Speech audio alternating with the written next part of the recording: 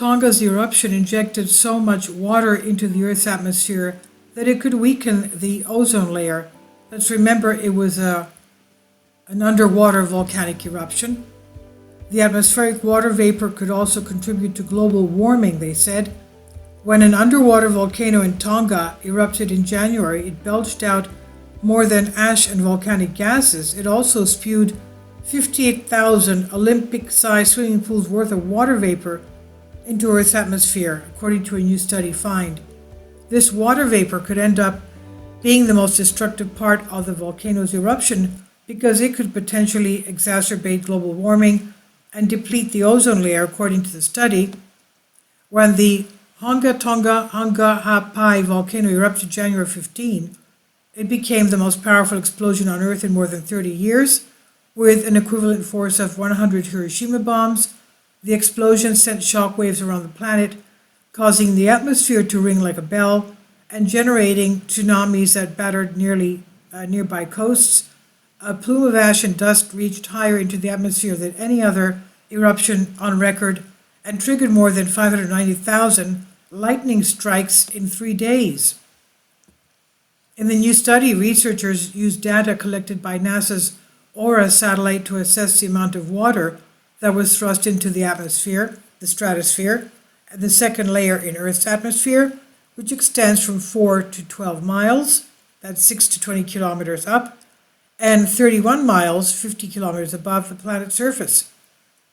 The results revealed that 160,900 tons of additional water vapor had entered the stratosphere since the volcano erupted, reaching a maximum altitude of 33 miles, 53 kilometers, which is in the mesosphere, the layer of the atmosphere that extends from the top of the stratosphere to an altitude of 53 miles, 85 kilometers. This makes it the largest and highest injection of water into the stratosphere since satellites began taking measurements.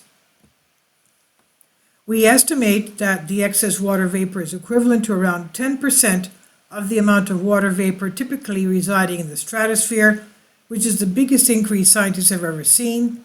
Researchers wrote in the new paper published online July 1st in the journal Geophysical Research Letters.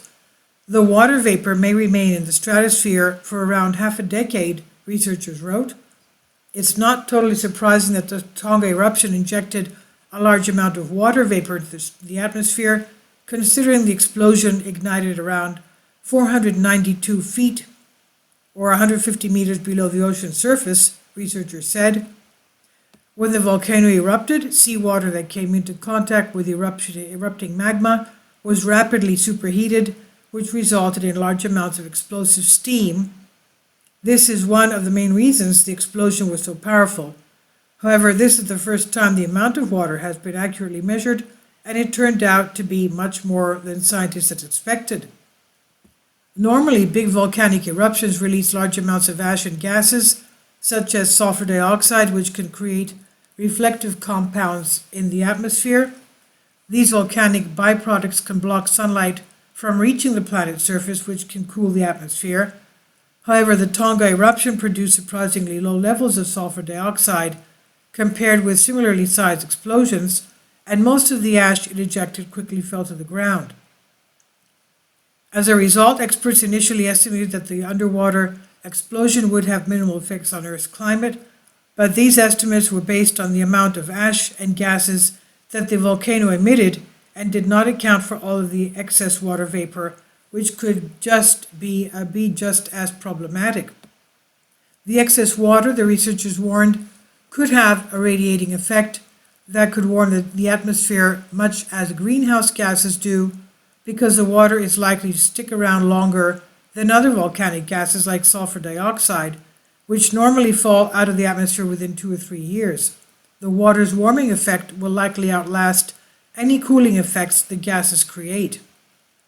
So this means that the Tonga explosion would likely be the first eruption on record to cause a warming effect rather than a cooling effect on the planet, researchers wrote. The researchers also pointed out that such a sharp increase in water vapor could decrease the amount of ozone in the atmosphere, thus potentially weakening the ozone layer that protects life on Earth from damaging ultraviolet radiation from the sun.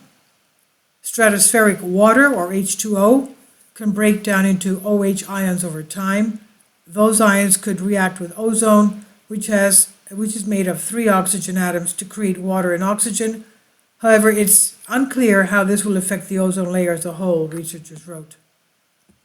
However, the researchers also think the increased water vapor could decrease the amount of methane in the atmosphere, which is one of the main greenhouse gases responsible for climate change. The same OH ions that react with ozone can also react with methane to produce water and methyl radical, methane with 1 less hydrogen atom, which traps much less heat in the atmosphere than methane. So hopefully this potential reduction in methane might offset some of the warming caused by the water vapor, researchers said. But the study authors think it's still too early to predict the exact climate effects of the Tonga eruption.